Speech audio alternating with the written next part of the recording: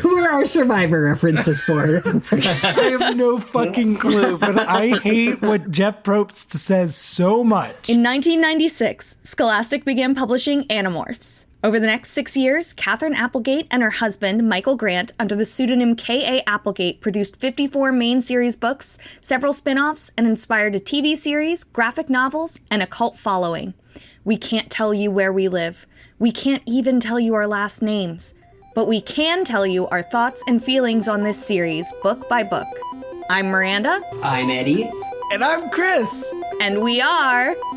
The Anadorks. It gets better and better every time.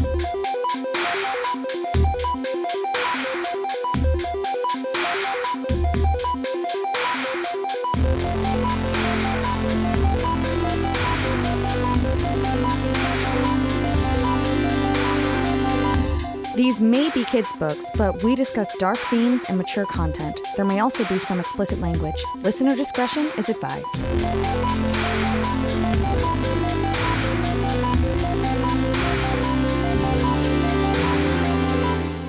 When we last saw our heroes, the gang was swimming to escape what? Sharks? No. What were they swimming to escape? They were trying to escape suffocation. They were just trying they went through the airlock and they see this beam of light and then they're like, ka-chonk. Mm-hmm. Yeah. And they're unconscious. And ka-chonk is the noise I make every night when I go to bed, I'm told. Yeah, so there is some tension because they know that the controllers are looking for this like Andalite technology that they're looking for as well. So yes, so they're not sure what it is at this point. Yeah. Here's the thing I want to know, because I'm not sure I complain about this enough, but I feel like it is the continuity.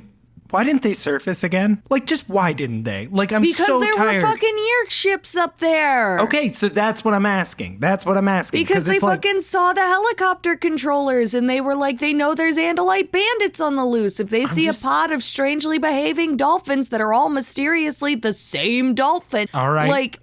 You're right. When you're right. I'll eat my words. So anyway, they get through the airlock, which is oddly a lot like our airlocks, and I always imagine when they get knocked out here, because I feel like it's what I see in cartoons and movies, is Axe with like a fire extinguisher, like he just knocked them on the head, but or like one of those little weird bats that they have that like you thump. Yeah. See, I was imagining much more like the memory thing from Men in Black. Thank you for understanding my weird thumb gesture. I knew exactly what this little pen clicking was right here for the podcast. Miranda just gave us the weirdest thumbs up, or was maybe doing a thumb war with a ghost. One or the other. Lost. They wake up inside of this huge dome, spacecraft, which we spent a lot of time talking about the dimensions of last time. Yeah, huge dome with blue grass and like orange broccoli trees. And cue the banjo music. And it's not clear how actually they were knocked out, right? I don't think it's ever made clear how they were knocked unconscious. I assume it was. It says a brilliant flash of light, which I think is why I was assuming the Men in Black thing. So they wake up into a description. Yes. Cassie as we do every morning. As we do every morning, we start describing what we're seeing. And usually I'm seeing something like this every morning when I wake up. We also get an instruction. We get an instruction followed immediately by a description, which was, do not move. I stunned you to see what you are. But if you move, I will destroy you. That's right. What Cassie sees is the ocean above her. She's flat on her back, and she can see them through the dome, and she can see that at least Jake is beside her still unconscious. I don't know if she can see the others, but that's when she moves her head, and that's when she gets that warning. And then they see, of course, a beautiful, dainty Andalite. Yeah, it's a freaking with their Tinder many-fingered profile. hands. Yeah, I will with highlight their many-fingered hands. Every single instance of many-fingered hands that happens in this series. How many fingers? Here's what I'm wondering. Here's what I'm wondering. What was it before it was many-fingered? Because I feel like someone just did a find replace on something far more disturbing. But whatever many-fingered hands is trying to hide. Sausage-fingered hands. Yeah. You can't do that, K.A. You can't do that. You can't do that. So Cassie has in common with Jake, too, that she really gets hung up on the tail. Yeah. It was He thick. seemed it was literally take it away, Miranda.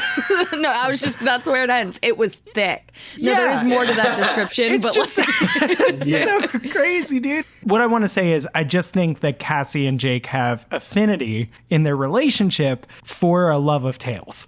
Which is to say that he seemed gentle, quizzical, almost delicate, until you noticed his tail. The tail was like a scorpion's. It was thick, powerful, and ended in a wicked scythe blade that literally glittered along its razor-sharp edges. all right. Now I'm saying, despite all evidence to the contrary, I'm saying they're from Boston. Oh, Yeah. no. The tail wait. was wicked. The wicked. Yeah. They're Wicked shop, oh, God, dude. Wicked shop. Oh, we're going to lose our entire Boston contingency now. In the Andalite's hand is a Yerk Draken beam. Yeah, he has a Dracon that meme. threw me for a loop because that it's mean that it's specifically a Yerk Draken beam? It's Yerk technology? Well, that's what they think. He That's does what not they- right. dispute that. But I'm like, I still don't know how much technology Yerks have on their own. Like, how much of it is theirs and how much of it is just of species they've conquered. So it's hard to say. Yeah. So upon waking up and seeing this rather frightening image of having a Dracon beam pointed at them by an Andalite they do not know, not my favorite way to wake up. Marco, as in typical Marco fashion, is just like, please tell me that's a real Andalite and not Visser 3. And boy, did he step in it there. Yeah, this Andalite is not pleased. He's like very concerned that this name has come out of his mouth. And he actually puts that wicked sharp blade up to Marco's neck. It's like Voldemort, like do not speak his name. The Andalite reacts to this very strongly. Like he doesn't like them mentioning it, but now they have to kind of win over this Andalite and convince them that they're friends, not foes. Yeah, and he's like, how did you hear my call? My call was for my cousins. And they're like, cool, we heard it. Yeah. And he says he's seen images of their kind when they say they're humans, they're the people of this planet, but he doesn't think that they should be able to hear his call, so he's still very suspicious. I feel like this interaction here is maybe the most important interaction we've had since book 1. Yeah. Yeah? Yeah. These books are entirely about human Andalite connection. Yeah, this is the first big step forward I feel like we take in our understanding of what the overall mission is. Yeah. And so they kind of catch up. Like they're all like the kids are catching up, and then also this new Andalite is catching up with what they know, because we find out pretty quickly that this is Prince Elfangor's, it's his younger brother. Yeah, so they tell this new Andalite, here's what happened. We met this Andalite. He was killed by Visser 3. And he's like, who They is have a this lot of trouble Andalite? remembering his name. Cannot remember his name. Yeah. And she's like, so I can't They didn't remember give him a all of nickname. it. Can't remember all of it. Prince Part of Elf. it was Prince Elfangor. And the Andalite jerks as though he's been hit. Yeah. And he's very, very sad. He makes like a sad kitty pose, and he's like, no one could kill him. He's the greatest warrior ever. This is impossible. They say, search your feelings. You know it to be true. Yeah, so what I want to throw in here, I feel like, Miranda, after you said that about how this Andalite reacts to the news about his brother, which is maybe we should just give him space to mourn his brother at this point. Yeah, no, but for sure. I feel like Yeah, we don't he's give him very a- cute. He's a cute Andalite. He's an adorable Andalite. That's the vibe, for sure. I like what we get here, though, that, like, we met Elfangor in his, like, dramatic moment, like, in his life, like, his, like, last moments. But, Yeah. I mean, it's really Yeah. funny that you say his dramatic moment in his life and then he died 5 minutes later. Yeah, like, extremely- he crash and landed. That's one thing that our new Andalite friend is happy to hear, is that he died in battle. No more could an Andalite warrior wish for. Like, Very similar to the Klingon, the whole Klingon yeah. vibe. Yeah, Yeah. like it's like the only honorable way to die. But we find out that he was kind of legendary. Like, he was, like, famed in the Andalite world as a great warrior. Which we didn't know. I mean, we could have guessed it from the way he played out those few moments. and that we saw Visser him on 3 screen. definitely acted like catching him specifically was a big deal. True. Yeah. And then ate him promptly. As So- we will see, that is Visser 3's solution to all his problems. Like, same boy, I eat my feelings too. Basically, what we're dealing with here is Elfangor is a Nick Carter to Axe's Aaron Carter. I hope Aaron Carter, or not Aaron Carter, Axe is on a better trajectory. This is how we're going to read the rest of the books now. Axe, the Andalite, finds out that Elfangor gave them the morphing ability. He asks them, what weapons do you have to fight the Yeerks if you're fighting them? And then they tell him that they have the power to morph, which we find out is taboo, or it's something that's never done. Yeah, it was apparently like a big no-no. He says the situation would have to be very bad for him to give you morphing capability. And before that, he says it is never done. Like, apparently, for some reason, Elfangor thought it was important enough to break some rule that is apparently like a big deal. Which I think, if that's the case, that then the morphing cube needed to not be sitting out on a table in Elfangor's ship. It needed to be like he needed only to break glass in an emergency. Maybe it's like a multi-purpose cube, and that's just one of the things it can do. Yeah, that's true. Can I ask what page we're on? I'm a little lost. 112. Okay, awesome. Ish. So Axe, hearing all of this, like, things are much worse than he thought. He asks, well, what is your plan? And it's just the part where we realize they don't really have a plan. Like, they just came here to rescue Yeah, him. they just came here to hang. It's like, well, I don't know. I thought we'd get a table for 6. And we'd talk it out. We'd figure out what's going on. A high chair for our friend who's a bird. Yeah. Oh, I guess we don't need a chair for the centaur. They'll stand. Axe basically tells them, you'll need to rest because morphing takes a lot out of those who morph. Tosses him a couple of Gatorades. Yeah. Here's some Pedialyte. Then he kind of talk about where they are on the ship. So Yeah. Axe start describing it. Yeah, so we learned something really cool about the anatomy of the dome ship as we've learned its name. And it sounds like it looks a lot like the Starship Enterprise. Like, the Enterprise in Next Generation has this huge disk, and that's apparently where everybody lives in that ship. And I say apparently because I looked it up. But in the first episode, the only time this happens on screen in TNG, they actually detach the dish and have it fly away so that they can do a battle without putting anyone at risk.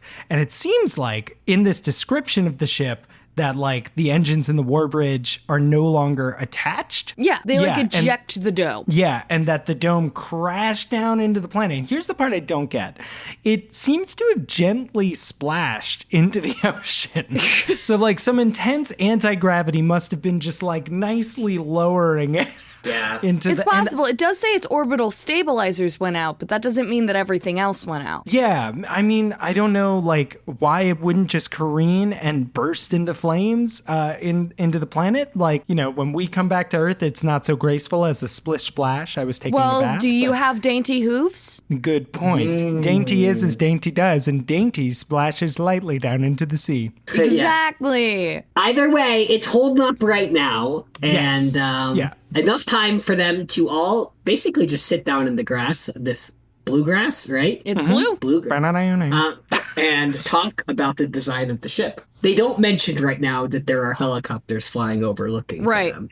They don't mention much useful ever in these books. There's this really great moment where they're asking about, like, the ship and what's going on and, like, who he is and all these things. And they're like, so why are you, like, in the ship and not with everybody else? And it says he dug at the grass with his forehoof, which I just pictures like a kid taking his toe and like kicking up the dirt, and it's just so cute. And he says, I was too young for battle by the laws of our people. And this is where we learn that he is also a kid. Yeah, it's true.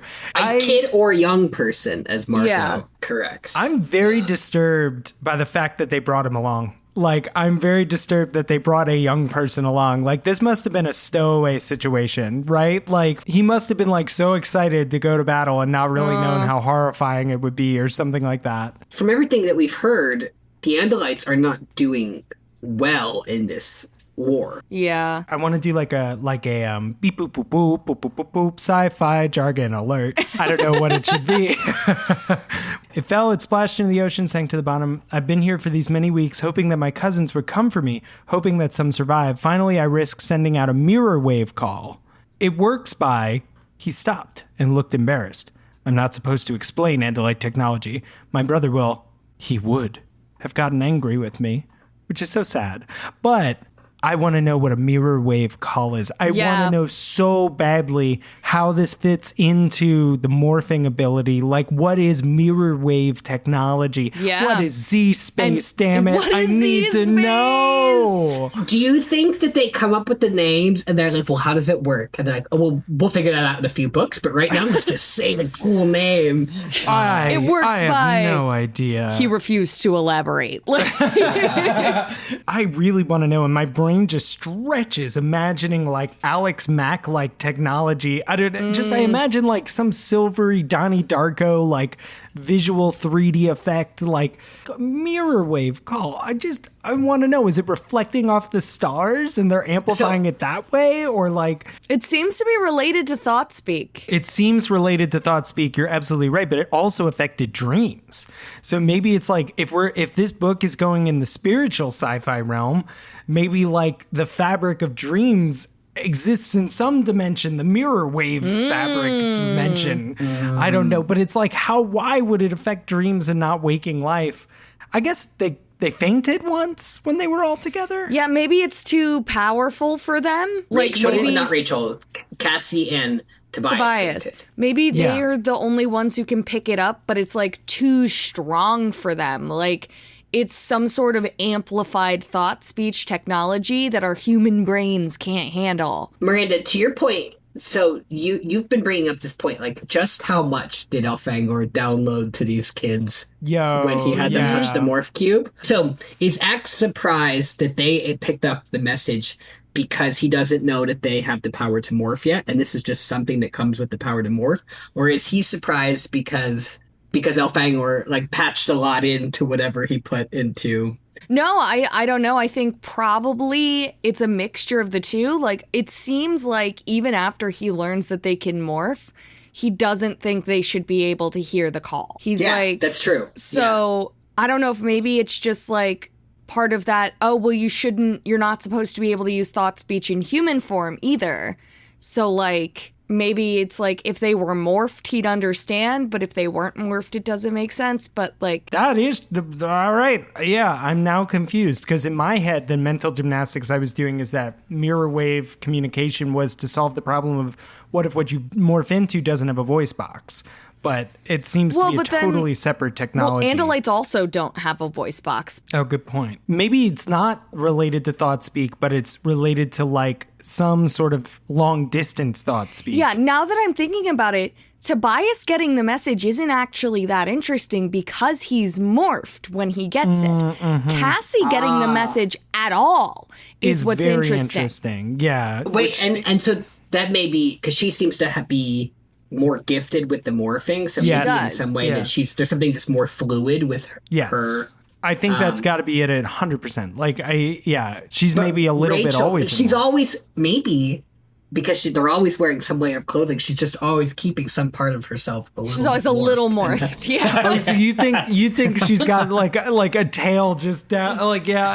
She's just like no, it's fine. No one can see. I'm human. But Rachel picks it up at some point, right? When there's like that time the that equivalent knocks of like screaming. them out. Yeah, that time that knocks them out. I think Rachel and Jake and Marco all say that they like felt something. So maybe okay. So new theory. We're sort of circling around mirror wave call or mirror wave technology takes thought speak and amplifies it. I think over long so. distance. Something like that. Okay, cool. Okay. So we're still hanging out in the ship in this dome. They're talking like they're catching Axe up on everything and Axe is catching them up. Cassie says that she felt like basically because she's learned that Axe is alone here and that he's a kid. Cassie tells him that they're kids too. They're too young to fight according to the laws of our people. So this is like everything is resting right now on this group of kids, which now includes Axe. So our group is basically going from 5 to 6, right? Yeah, Axe is like really moved by the sentiment that they're fighting even though they're not sort of, I don't know, maybe supposed to. And he introduces himself and they mention Tobias. They introduce themselves and mention Tobias. And he says, I'm Aximili Esgaruth Istil.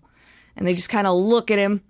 And Marco says, Axe, pleased to meet you. Yeah. Does that mean that he's a brother by marriage or something? Here's the thing, right? I have a note here. None of the names are the same as Elfangor's. I looked it up. Like, I double checked. Yeah, maybe and none of their brothers- names are the same. Maybe brother is like has a different connotation, like, or maybe they just don't do names. Maybe names are titles. I don't know, but I don't know. Yeah, it could be like the names are like historical figures, and you just compound them as like you elevate or something. I don't know. Could be, and who knows? Maybe the family name is a feeling and not a name. Like, who knows how they introduce themselves to other Andalites? That's a good point.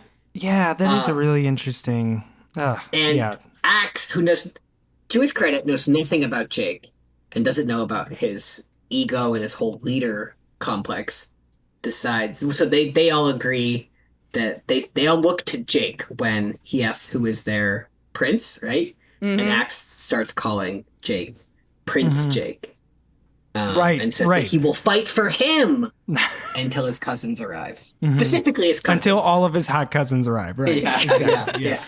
And then we get a whole bunch of really, really fun I really like this nonsense scene. words. I as really he just want to points out what everything is and what it's called. I really want to stop and smell the flowers on the Darashol tree. I also love they have a word for the way the lake curves forward Yeah. into the grass and is framed by trees. And he says that there are names for all the many ways the water and sky and field interact. And for the way the suns and the moons hang in the sky of our planet and cast their lights in one way or another on the different aspects of the world. And then Rachel looks at Cassie. Rachel looks at Cassie, mounts the He's cute. Yeah. She has gone full. I have here, Rachel has fully abandoned her sense that she should only be attracted to humans. Yeah. Yeah. Yeah. She Well, really she's also has. into a red-tailed hawk, to be Right, exactly. that's at I least see. gateway Yeah. drug. a human on the Yes. inside, and she can like rationalize Yeah. that. This is an Andalite, and she's like, he's cute. Yeah. And she's like, girl, I know I got Tobias, but you should go for this guy. Like, I feel like what K. Applegate is signaling to us too about the Andalites having these different words for these things and kind of having these poetic sentiments be a part of the Andalite people is that the Andalites could win not just, well, we don't know how they're doing with the Yeerks, but they could have a military victory, but also a cultural victory. Like they're advanced in all of these different ways. That they're basically that this is a highly advanced or like enlightened people in these different ways because these aren't ideas that translate easily for like our group here. And also Axe is here in a ship that the Andalites have, which is like preserves nature on the ship. which he says is antithetical to the Yeerks' viewpoint because their whole goal apparently is just total annihilation of worlds once they've stopped serving their purpose. And they'll keep just enough to keep the controller species alive, which really kind of ignores, like, how do they know how the whole delicate web of all the different things fit together? Like, taking one species can totally destroy things that you don't intend to destroy. So I don't know how they determine what they can take and what they can leave. Oh, it seems like a Matrix situation where they're just going to like terraform it to meet their needs, and then they'll like incubate a creature in some sort of like completely fabricated environment. That's the vibe I got from this. But I just don't understand how that can be their goal, because that's a goal without an end goal. Like, there's no end game to that plan except run out of planets we can destroy. Well, Like- I mean, but look at what humans do. I mean, like, we're just like use all the resources and continue to make more humans, and then we'll go into space. I And guess what else so. are we going to do up there? And, you know, the Borg and TNG, they're just trying to assimilate the whole universe and categorize it into Borgness, you know? Axe does characterize the Yeerks in particular as like killers of worlds, murderers of all life.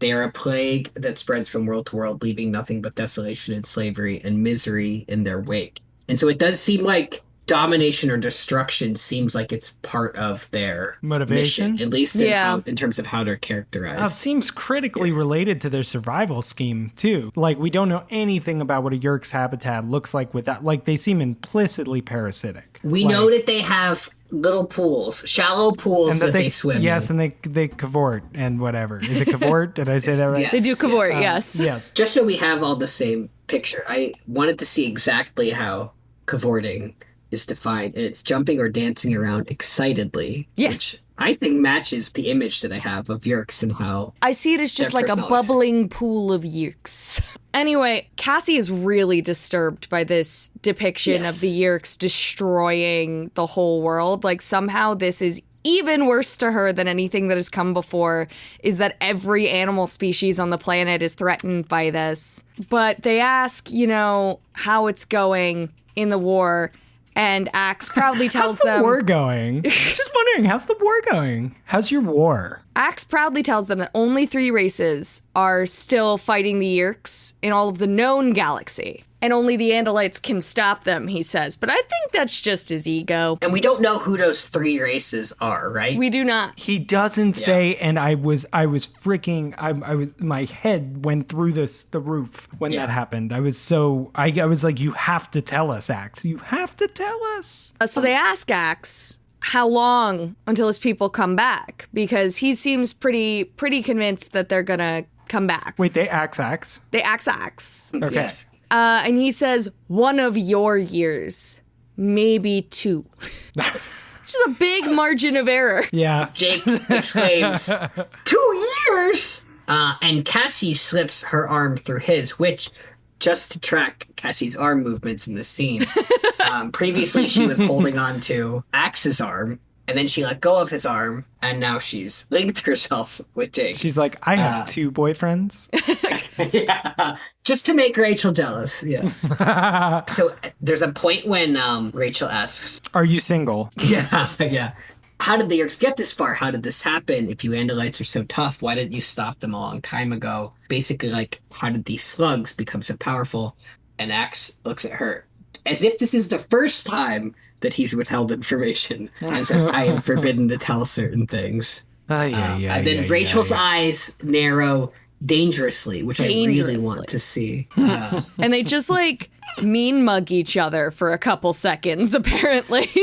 She's totally right to mean mug him. And because she's I'm like, so pissed at him. you're gonna, we're your only help right now, okay? Your cousins aren't here. I'm a cousin myself. I know these things. And they just glare at each other and are really angry, and it looks like they're about to fight or something. And so Cassie's like, oh, we gotta cut this off. She's like, well, I'm ready to morph again. I don't know about you guys, but I could sure go for some morphing. I feel like I haven't morphed in a while. Yeah, no, Axe is really not playing the game of Survivor well at this exact juncture. He doesn't quite realize he's on the bottom yet. He's a real Jatia of this situation.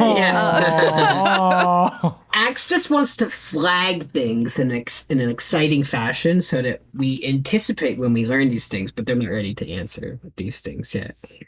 Cassie has a dramatic moment here, I feel like. She really hits her beat of and at the end of this chapter, just the big thing that we're leaving with is she needed to be given her purpose. And Eddy's been foreshadowing this all That's book. true. Just the reason to fight moment is here in our shared notes. Yeah. It really is. And it's just, it has to do with the Yerk's complete disregard for things that are already there and the nature of things, and they're ruining worlds and making things horrible. That's enough for Cassie. At some point, they have a nice dramatic exchange where she is pulling a Jake, and she says, I wish I could forget what Axe told us. I wished I could stop seeing the pictures in my head of an Earth without birds or trees, an Earth where the ocean was empty and dead. Don't you know whom you're fighting? The Andalite asked. Yes. Now I knew. Now I got it. And I know things now, many valuable things that I hadn't known before. So we have Jake. I feel like Jake's why fight was his brother, right? His brother Wi-Fi? has been... Yeah, I also thought you said Wi-Fi. Why I fight. Why I fight. Okay. Why his I Wi-Fi fight. moment. That's his Wi-Fi moment. So Jake his brother has been taken. Rachel's, I feel like, was thinking about the families broken apart. Yeah. The kids whose parents had been taken because of her friend. Tobias didn't need one. freedom? Tobias was, I love the I think Andalite and I freedom- want everything good for him, and he's dead now. Depressingly, Tobias's might have been, I'll take any offer. I do remember Tobias was a little bit more vague, but Tobias's had to do, I feel like he empathized with people who had Yerks with controllers, like the people who had been taken over by a Yerk because he was trapped in a form himself. Yeah, dealing with the urges of like the morph body and feeling like you're somewhere between a real person and no, he definitely thinks about that a lot in the third book. I'm just saying he was ready to fight book one. He was constantly looking up at the sky for aliens to crash land. Yeah. He and Rachel are meant for each other. His reason to fight was when the Andalite touched his head. I got the first head pat of my life, and I'm willing to die for it. I mean, honestly, now he gets nuzzling with Rachel. Got that nuzzle. And with Jake. And with Jake. These reasons, these passwords to each character's Wi-Fi, if you will. Do we have any guesses as to what Marco's will be next book? Yeah, because Marco's the most reluctant. I don't know if it's like a spoiler. I know something about Marco's mom is going to come up again and what happened to Marco's mom. She did mysteriously because drown. It's very mysterious. Yeah. So I don't know if it's going to be if that's going to come into this and it's going to be he's going to find out that his mom was the first controller or something, and that's where she disappeared to. Oh, wow. It's his mom or it's his dad. Yeah, something with his dad could also Yerked. Definitely, He starts wearing shirts and pants again, and he's like, "What are you doing, Dad?" And he's like, "I'm going to the sharing." And he's like, "It's time to fucking fight." Whoa. What if she had a high-level Yerk in her head? And then she fought back while driving. What if she's Visser 1? That's a good What point. if she's like Visser 1? She fights back while driving. She flies off a bridge, crashes, and they need to get her back to get Visser 1 out of her. And maybe or she Visser is. 2. Or Visser 2. Yeah, we'll take any, there's two possibilities. Visser 4? Yeah. There could be more. We don't know how many Vissers there are. Well, so that brings us to the end of chapter 19.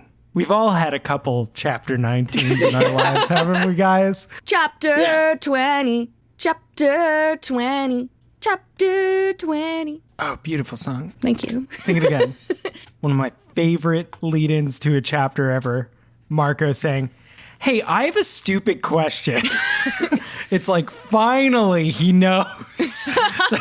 Marco has good questions, though, I would say. This is a great question. Miranda, what was the question Marco asked? Can Axe swim? Or does he have a morph that he can use to swim? This is where I get really excited right off the bat because he starts to describe his swimming morph. And he's like, "I've acquired a creature from this ocean. It was a large creature. It swam close one day." And I immediately thought he was going to turn into a whale. I was like, yeah, when he said it was big. Out the gate, if he out the gate morphs into a whale, I'm going to be like, I don't even understand what's going on. In the first anymore. 5 books, you can't. You can't morph into a great one. No, I agree. You have to level up, yeah. Yeah, agreed. But hey, that's what I thought. I got a little too excited. But he describes this, and then we don't get to learn because then suddenly, those helicopter controllers that we saw flying over, they know that the Yerks, the controllers, have arrived because a shadow passes over the dome, right? Mm-hmm. And I just wonder how deep they are in the ocean, if that's We looked this up, possible. and didn't we talk about this last time? We did. I think it was the daylight zone is 0 to 200 meters. 200 to 600 is the twilight zone. Something like that. And then anything below is pitch dark, supposedly. Oh, shit. If you type Twilight Zone into Google, you don't get anything about the ocean. Anyway, so I think 1,000 meters below would be deep. It can't be a kilometer below the surface. It can't be super duper. But how big is this dome? Because doesn't that factor into this? This dome is not taking up an insignificant If it's 100 meters high, 100 meters that's a pretty big dome. How did they told us the size? I forget what it is. In minivans. Minivans, yeah. And so how many meters is a minivan? God, I'm bad at them. This is the kind of hole we get trapped in. Okay? I know. There's a shadow. Marco references the Hunt for Red October. Because there's a loud ping, ping, and he's like, it's pinging. Yeah. That's probably more accurate. And sonar, Marco hissed. Marco. How do you know? Rachel asked. And then he's like, I watch movies too much. But yeah, it's really good. Oh my God. In our notes, coming up starts one of my best bits ever, and it's not funny at all. But I'm gonna insist that we take a tour through this headcanon I've created for myself. So we hear the sonar. Everybody is trying to escape through the hatch. Jake yells morph. Cassie's already started morphing. I could feel the dolphin features emerging. My friends were beginning to mutate. Water rushes into the chamber, swirling up around our legs. Axe was changing too. It almost broke my concentration. The water swept up to my neck, but by that point I was more dolphin than human. Ba-boom! Marco said. That's the joke. This is all these like loud Batman words. I like to imagine that like Marco's the one is just saying them. And it just it keeps, I don't know how to make it a good bit. You'll see. That's a journey we'll go on this podcast. Yeah, okay. How to make this a good bit. Oh, but anyway. Then in case the description of Axe's morph wasn't enough, so that second explosion happens. Yeah, ba-boom! Marco repeated. Emerging from the dome, 4 dolphins and 1 ... shark. Shark! I'd been distracted by the explosions. Axe had morphed a shark. So now we have 5 of us. 4 dolphins. We're back to 5. Yeah, we replaced Tobias. It's not a problem that he's a bird anymore. We've got our bird. Okay, I'm so really here we hung up. go. I'm like, wait. Where's Sorry, thank you, Miranda. we get our magic school bus moment, or Scooby-Doo, any 90s cartoon moment. It's like, Axe is like, oh, is it wrong that I morphed a shark? And Cassie explains to him, your species and ours are mortal enemies. He says, oh, I have a lot to learn about Earth. And then Marco screams, Here's the first lesson. Let's get out of here. Yeah, it's so good. I lolled. I LMAO'd. Something we learned here is, so Axe, oh my God. Axe asks. Actually, Axe demands urgently what hosts have these Yeerks use. And we find out that the Yeerks don't swim in deep water very often. They're only used to shallow pools, and Hork-Bajir can't swim either. So he's asking how they're traveling through the water. And then what we do learn is that Taxxons can swim. Just big, wiggly jelly bowls. Right? They're just so gross. Mm-hmm. And then Miko again shouts, those nasty worms can swim? And he's like, you didn't mention Taxxons. I asked you what hosts they're using, and you specifically, you leave out Taxxons? So here's the thing I want to know is why the fudge wouldn't he know that already? Like, come on. Like, yeah. Apparently Taxxons are evil. He was in the They're war. always working with Taxxons. So like... They love Taxxons. Can't get enough of these Taxxons. But I guess maybe there's like a case to be made for like... read my lips. No new Taxxons. We've got our Taxxons swimming. Wiggly, wiggly, wiggly. It doesn't really describe how they swim. They just kind of... Woogity, woogity, woogity. They're also just like throwing them off a boat, it sounds like. Like very much the way Marco morphed. Just like... There's like the blade ship is flying by above the water, and they're just like yeeting Taxxons out of it. Axe has a feeling that the shark morph can fight, and Cassie grins inwardly. Yes, Axe, sharks can fight. And they start fighting the Taxxons, but I don't actually feel like anything important happens here. It just sets up that... All right, here's the thing, though. Yeah? The only thing I think is really important is that Cassie rams a Taxxon head on. Yes. And it literally explodes. Yeah. It just explodes. Yeah. And she describes, she says it was like hitting a soggy bag with a sledgehammer. She says it burst like a dropped watermelon. And then she says she beat the water with her tail to try to recoil from the horrible scene she had created because she's just swimming through its guts. Which we should mention, when she tries to recoil from it, she actually just kind of spreads the viscera everywhere. It just disperses. Yeah. Oh, we learn one other important thing right as they fend off the Taxxons and decide, are discussing their plan. We learn that Axe just has like an internal clock for morph time. Yes. Which leads to some of my favorite unit conversions of the entire stupid fucking book. It's like... They're like, you have a watch? And he's like, no, but I can keep track of how long we've been morphed. What kind of creature would I be if I couldn't do that? Which, just for the record, they keep track of this Axe being like, well, what does that human word mean? But when I'm just assuming it's Marco, because Marco does a lot of the talking in this book. You have a watch? He says, no, but I have the ability. He just knows what they mean by watch. He may just be moving on. Yeah, context tells you a lot in that situation. My reaction was just like, oh, I lost my mind. Oh, what you got? It's thought speech. It's they're not all thought words. Speaking?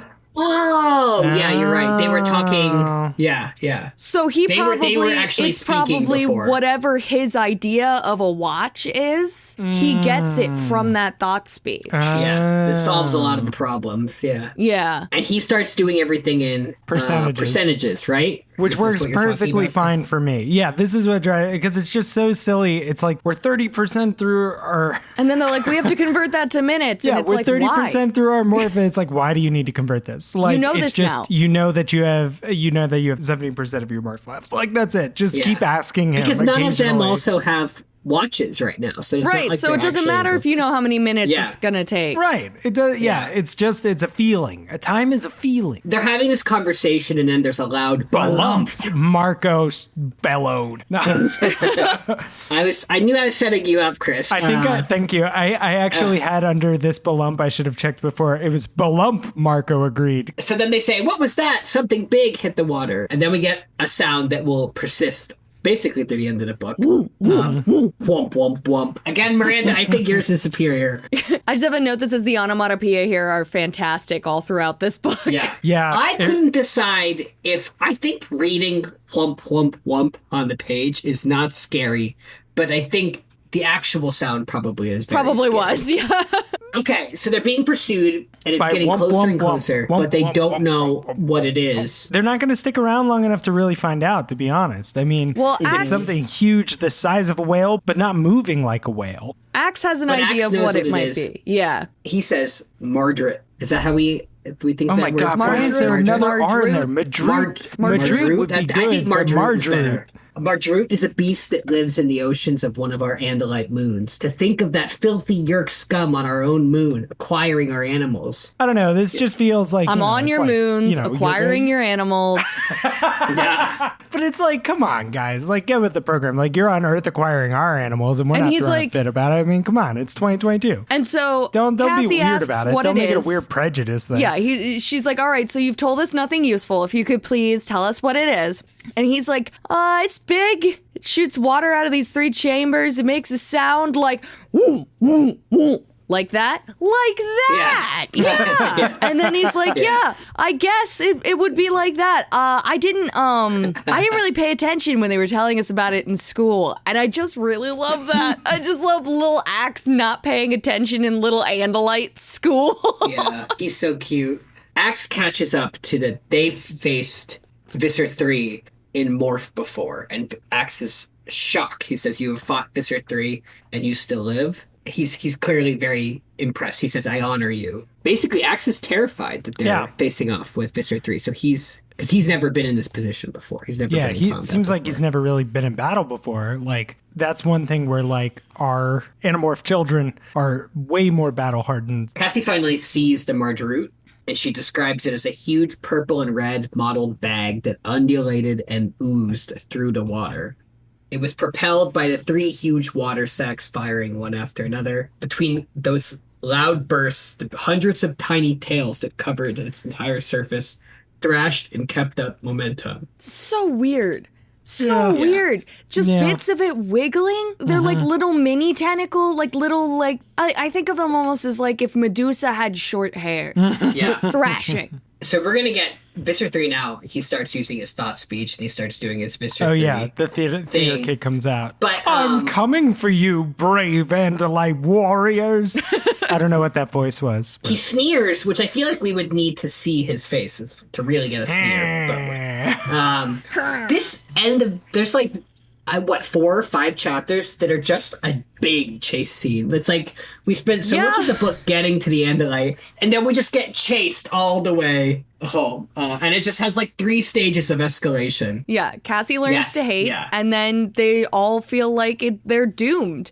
and she starts thinking she's gonna die and remembering the good things. Right. This is straight up Toy Story 3 when Like they're all holding about hands to get burned. going into the Like, incinerator, holding yeah. hands, they're all going into the incinerator. Yeah. And coming for you, you will be mine.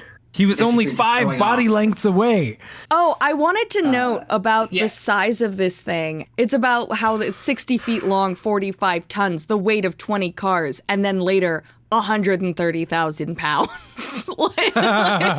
It's just so many. It's so many things. But so Axe is, Wait, really? I think we're gonna get to that. So Axe has this like horrible feeling that they all know and love from when Visser 3 thought speaks into your brain, and they have to try to calm him down. Because he's like, he'll kill us like he killed my brother and like all these things. And they're like, don't think about it. Just keep swimming. Yeah, Dory style. And then we get the only 5 body lengths away. Whose body? Cassie has gone from the hatred she feels when she's remembering this image that Axe had painted of this desolate earth after the Yorks are through with it.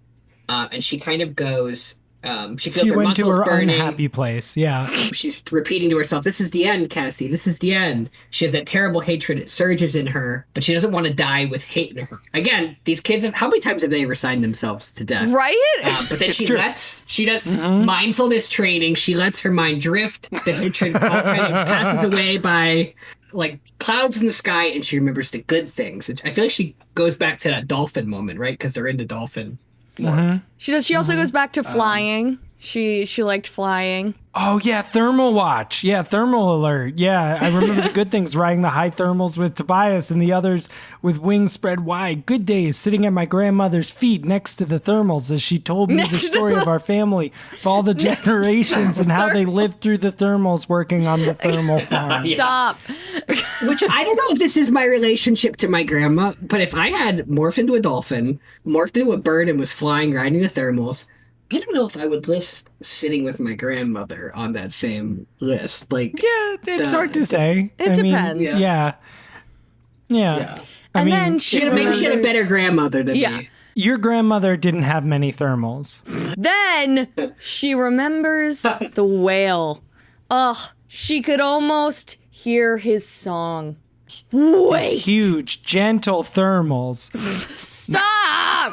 Sorry. Wait, she could hear his song. She could hear him singing and he wasn't far away. And then she uses her dolphin brain to be like, red alert, my dude. It's bad. That's what she says. Miranda, why don't you recap more of the book that way? Like, that was very good. It's bad. Does she do the same thing to the whale that Axe did to them? Do you think she mirror wave calls it? Maybe dolphins know how to mirror wave? And maybe mirror wave calling is just when you scream in thought speech. Help! How did you get the technology of screaming? Cassie screams, the monster is after me. The destroyer. The evil one. So there's the great ones and there's the evil ones. And then Axe chimes in, we have used 80% of our time. I like to think of it as a pre-recorded message. He just plays. They all basically give in, right? And they decide they're going to Except for die Jake. fighting. Jake gives a little motivational speech. If I have to lose, I'd rather lose fighting than let him catch us one by one. Then they count down to the moment we're going to stop and fight the Mardrut. And then Cassie copies Tobias and Rachel's moment from book 3. Says, Jake, I said I wanted to tell you. And then Jake goes, yes, me too, Cassie. But you know he's also thought speaking with Tobias right now. Jake has 2 DMs open at that moment. Visser 3 arrives first. And he says he's decided he's going to eat them. Because he hadn't made up his mind. He's like, I hadn't made up my mind. I could capture am I hungry you or and am I torture you. thirsty? You know, and I could, okay, I'll do a big lunch and have a light dinner. And we'll just move with it like that. That's what we'll do. He's like, after this chase, I'm hungry. I'm going to eat you. And then something even bigger than the Mardrut comes hurtling up from the ocean floor. Phew! Visser 3 shuddered and stopped dead in the water. A second dark shape, as fast as the first. Phew! The Great Ones, I whispered. It's the whales! Marco yelled. Marco yelled. They see sperm whales, 60 feet long, 45 tons, the weight of 20 cars. I feel like at first she had just written 60 feet long, 45 tons, and then her editor sent it back and was like, kids don't know what tons are, and she was like, the weight of 20 cars. I'll do it in minivans. Someday someone's gonna look it up. They're gonna have some way of fact checking my measurements. Oh, I guess like a minivan could weigh 5,000 pounds. Yeah, for sure. Yeah, it says the Mardrut was big, the Mardrut was strong, but nothing living can survive for long being slammed by creatures weighing 130,000 pounds. It starts out like a poem, big, strong, can survive for long, being slammed by creatures weighing 130,000 pounds. It's beautiful. It's like the poems I wish people would write for us in our reviews on yes, in our five-star reviews. They call this pattern A, B, A, C, D, E, F, G. So yeah, these whales beat the shit out of Visser 3. Visser 3. And Marco says, I don't think Visser 3 likes whales very much. I don't think he likes them at all. He likes them at all. Cassie has like a warm moment about how you don't have to believe that whales are as smart as humans to believe that they're great. Different creatures do different things and they're all important. And she believes that at the very least, whales have a soul. She's like, humans may be the big brains, quote unquote, of this planet, but if humans have souls, whales have souls. But she says she feels like as much as the whale may have been responding to her call for help, she has this feeling that, like, the whales were just righting a wrong in the sea, like that they could sense something was wrong. And she never tells anybody about this because she knows she sounds kind of hippie and silly, but that's how she feels. And she wants to have secrets like Axe has secrets. Right. And also, Rachel, the liar. Yes, the liar. Okay, so this is basically like when the eagles at the end of, I think they're eagles at the end of Lord of the Rings flies Sam and Tobias. Yeah, everybody just gets to like chill out for a second on this whale's back as it swims them back to close enough to shore that they can morph back and swim back. They kind of pass out on his back. I keep saying back. Yes, Jake touches on like, you're so stressed out, Cassie, on this idea that the dolphins don't want us to morph into them. But I think that if they could say that they did or didn't want it, they would say that they were okay with you morphing into dolphins because you're trying to save them. And not just them, but the world. Yeah, yeah. That's a slippery slope, dude. Yeah, I think that's some like risky moral licensing for sure. Yeah. Then Cassie cuts in and says, nah, they would just think it's all a big game. They would never understand, which is kind of undercutting her own point. I think Cassie's captain undercut her own point. I don't know. Well, they're exhausted. They've had a busy day. Yeah, so honestly, it's only Thursday. It's only Thursday. Yeah. We get home. Yeah. Well, back to the river where we morphed into dolphins. They morph back to humans, but Axe morphs back to Ambolite. After they morph back, Axe has asked them about their clothes. Tobias swoops in. And Axe and Tobias get to meet. What's up? Mm-hmm. They have a cute little moment where they talk about, you were trapped. And that's, Tobias makes a joke. He says, I like this morph so much, I moved in permanently. Axe is, like, taken aback. He's like, you were trapped? and Tobias is like, yup, that's me.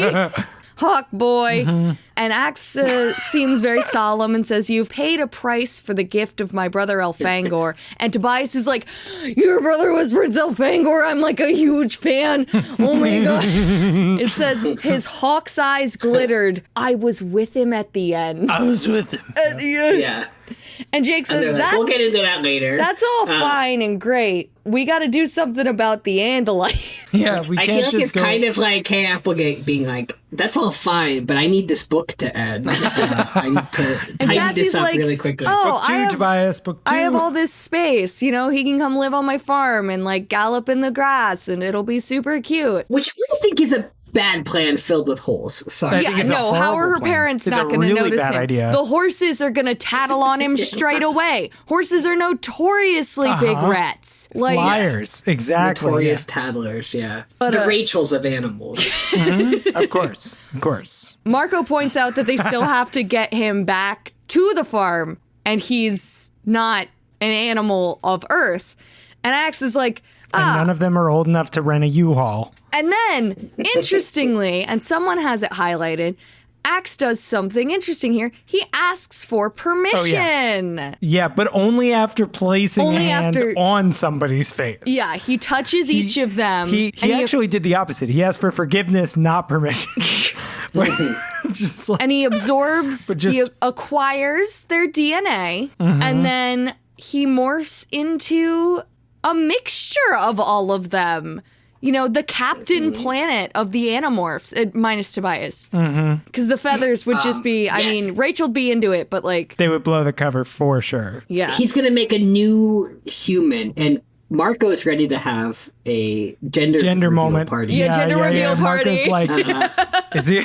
Are you going to be a boy or a girl? Because I'm gonna blow something up either way. And then, like, either way, let's not watch. And then Yeah. we'll, like, put some clothes This on. part is so this part's appropriate for church. It's so cute. He puts the boxers so on his cute. head. He wears the t-shirt and Head. shorts. But like they figure out that he's going to be a boy, and then the boys can help him dress. Yeah, he And, goes, like, I it's- chose yeah. to be male because he cannot figure out how to talk Is with that lips. a good choice?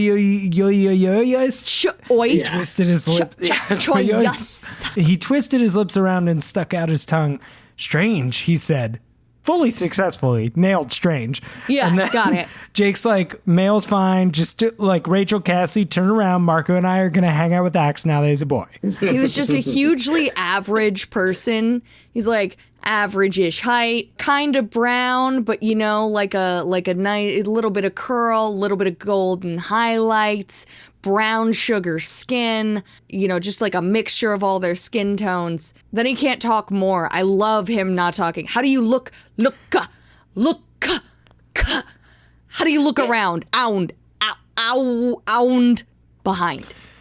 I read through this so fast. I was just like, I hate everything that's Do happening. you think that, how many books do you think he's going to do this for? And is this done after? Is this gag It better be done after book? this book. It better be done. I feel like the perfect, like someone said Captain America. Was it Captain? No, Captain Planet. I said Captain right? Planet, yeah. So I feel like this is a very 90s thing that Axe made like a perfect melding of... You said someone said Captain Planet. I thought you were like talking about someone online or something. There's two of us here. It's like who One else of could it you. be?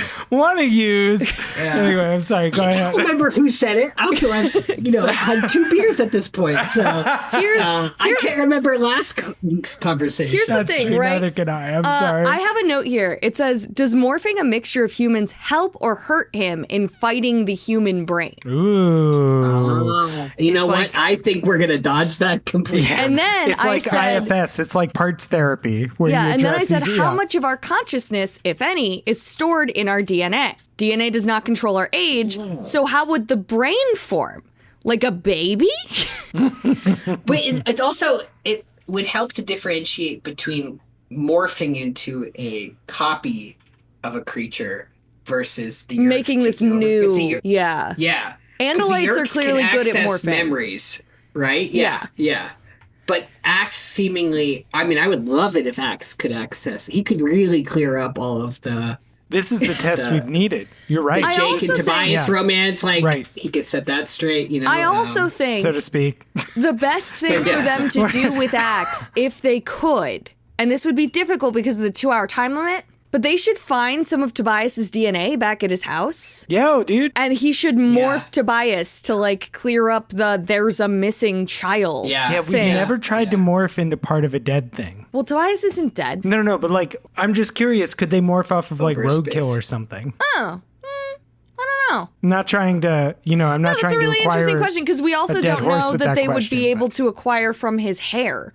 Like, the idea is that you're acquiring DNA, so in theory, you could do it from anything that holds your DNA. But they've only ever done it with full living creatures. I have a little bit of a joke. So we've learned that Axe has trouble talking. How does he feel about walking? He gets up on those two little leg sticks and just has the most trouble ambulating for the first time. He complains about us having only two legs, to which Marco says, yeah, we're a shaky species.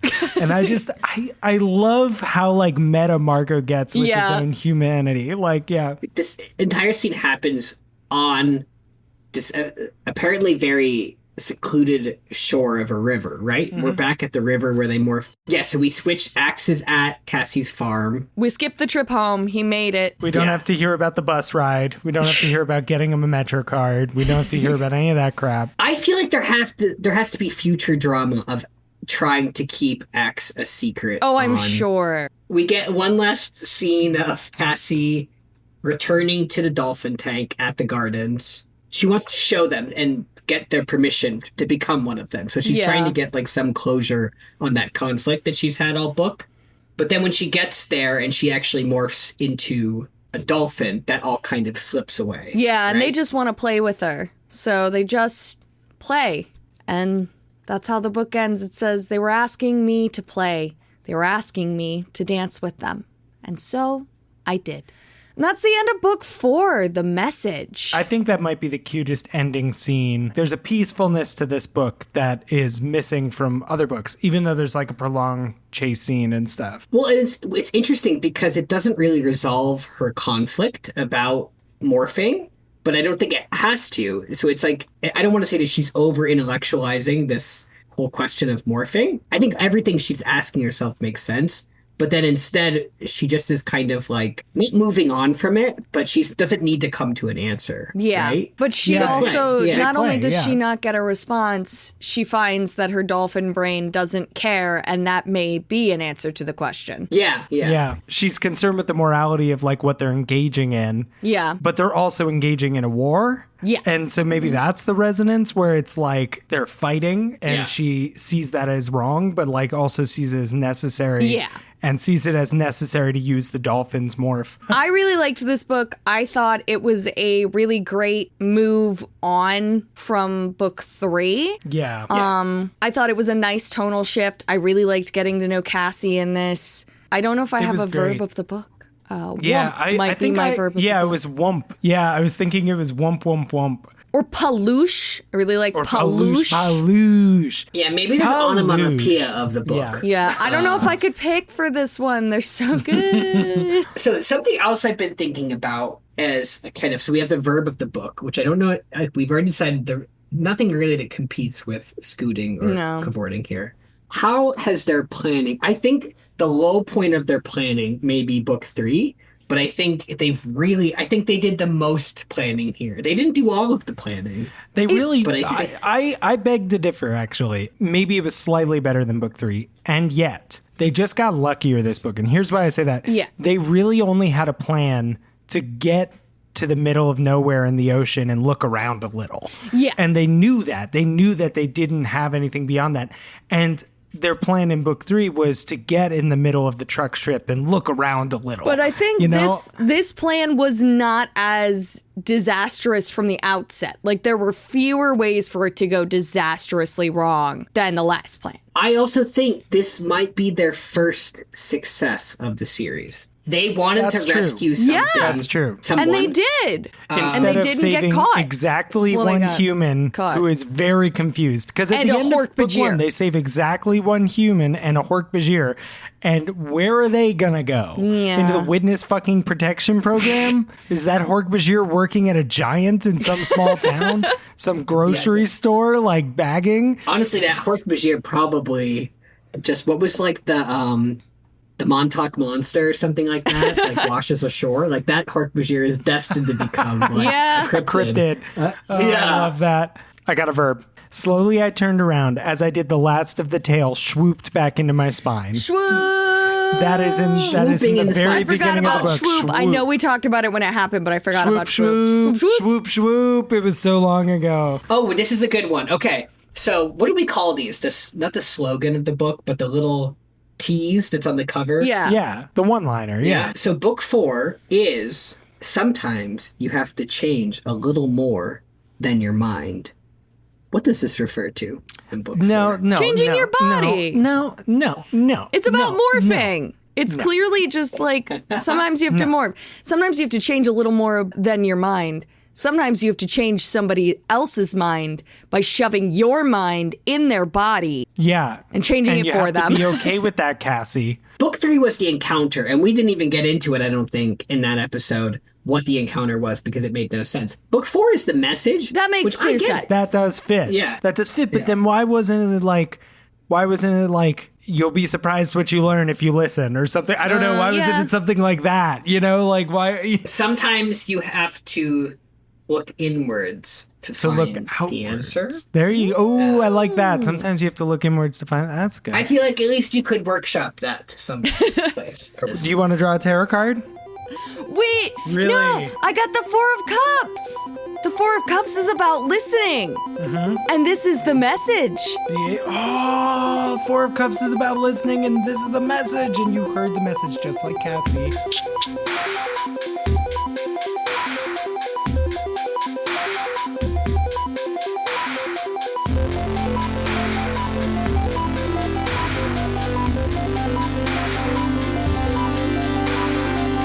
Thanks for listening to Anadorks.